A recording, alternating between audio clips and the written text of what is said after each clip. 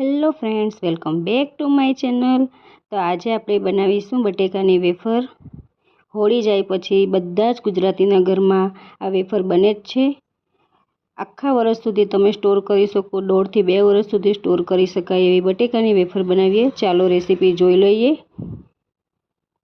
તો એના માટે મેં અહીં 5 કિલો બટેકાને લઈ લીધા છે। હોળી પછી જે બટેકા આવે છે એકદમ કડક અને અંદરથી પીળા હોય એવા પાક્કા બટેકા લેવાના છે। આ રીતના મોટી સાઈઝના બટેકાને આપણે લઈ લઈએ। તો આ રીતે આપણે બટેકા છોલવાના ચપ્પુની મદદથી બધા બટેકાની છાલ ઉતારી લઈશું। બધા બટેકાની છાલ ઉતારીને આપણે એક મોટા વાસણમાં પાણીની અંદર એડ કરી દેવાના છે, જેથી બટેકા કાળા ના પડે એટલા માટે। આ રીતે આપણે પહેલાં બધા બટેકાને છોલીને પાણીમાં નાખી દઈશું। અહીં મેં ચિપ્સર લઈ લીધું છે। ચિપ્સરની મદદથી આ રીતની આપણે એક સરખી સ્લાઇસ બટેકાની કરી લઈશું। વધુ પડતી જાડી નથી પાડવાની અને પતલી પણ નથી પાડવાની। બહુ પતલી હશે તો તળતી વખતે લાલ થઈ જશે, એટલા માટે આ રીતે થોડી થોડી પડે એટલે પાણીમાં એડ કરી દેવાની છે। આપણે બધી વેફરને આ રીતે પાડીને પાણીમાં એડ કરી દઈશું। આ રીતે બધી જ વેફર પાડી લીધી છે। હવે આપણે સરખી રીતે બટેકાનો બધો સ્ટાર્ચ નીકળી જાય ત્યાં સુધી આપણે 5 થી 6 પાણી લઈને વોશ કરી લઈશું, પાણી બદલીને। જેટલી તમે વોશ કરજો, વ્હાઈટ પાણી થાય ત્યાં સુધી વોશ કરવાની છે, જેથી બટેકાનો બધો સ્ટાર્ચ નીકળી જાય છે। આ રીતનું એકદમ ક્લીન પાણી દેખાય ત્યાં સુધી આપણે વેફરને વોશ કરવાની છે। જો તમારે ફટકડી એડ કરવી હોય તો આ ટાઈમે તમે ફટકડી પણ એડ કરીને પાણીની અંદર થોડી વાર માટે આપણે પલળવા દઈશું પાણીમાં, કાં તમે આખી નાઈટ પણ રાખી શકો છો।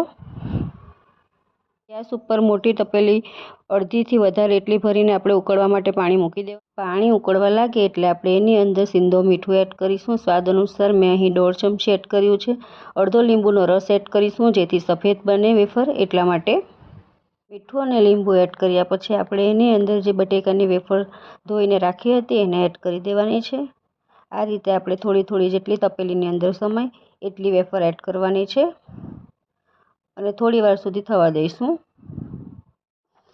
આ રીતે ચમચાની મદદથી હલાવતા જઈને મીડિયમ આંચ પર આપણે વેફરને બાફી લઈશું। ત્યાર પછી આપણે એક વખત ચેક કરી લઈએ। આ રીતે ચમચા ઉપર વેફર લઈને બહાર કાઢીને આ રીતે ચેક કરી લેવાનું છે નખથી। વેફર બફાઈ ગઈ છે। હવે આપણે આ રીતે ઝારાના મદદથી થોડી થોડી વેફર કાઢી લઈશું બહાર। પાણી બધું નિતારીને કાઢવાનું છે, જેથી વેફર સુકવીએ ત્યારે આપણને ઓછી ગરમ લાગે, એટલા માટે। એક મોટા વાસણમાં કાઢી લઈશું। તો આપણી બધી વેફર બફાઈ ગઈ છે। હવે આપણે વેફરને સૂકવવાની છે, જેના માટે મેં અહીં જૂની ચાદરને આ રીતે પાથરી દીધી છે। તમે સાડી કે પ્લાસ્ટિક કંઈ પણ લઈ।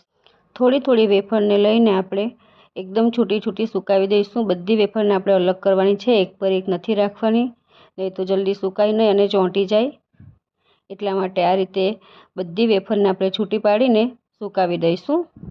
આમાં થોડો ટાઈમ લાગે છે, પણ બધી વેફરને છૂટી પાડીને જ સૂકવવાની। તો અહીં મેં બધી વેફરને સુકાવી દીધી છે। આ રીતે આખો દિવસ સુકાવા દેવાની છે। તમે પંખા નીચે પણ સુકાવી શકો છો। પંખા નીચે સુકવવી હોય તો એક દિવસ આપણે પંખા નીચે સુકવવાની અને બીજા દિવસે 2 થી 3 કલાક સુધી તડકામાં સુકવવાની। તો ફ્રેન્ડ્સ, આપણી વેફર બધી સરસ એવી સુકાઈ ગઈ છે, તમે જોઈ શકો છો। હવે આપણે એને તેલમાં ફ્રાય કરી લઈશું। તો અહીં મેં કઢાઈમાં તેલ ગરમ થવા માટે મૂકી દીધું છે। તેલ ગરમ થઈ જાય પછી આપણે વેફરને તળી લઈશું। તેલ સરસ એવું ગરમ થઈ ગયું છે। હવે આપણે થોડી થોડી વેફરને એડ કરતા જઈને તેલમાં તળી લઈશું। આ રીતે તરત જ કાઢી લેવાની છે, એકદમ તરત તળાઈ જાય છે, નહીં તો લાલ થઈ જાય। તો આપણી વેફર તળાઈ ગઈ છે સરસ એવી।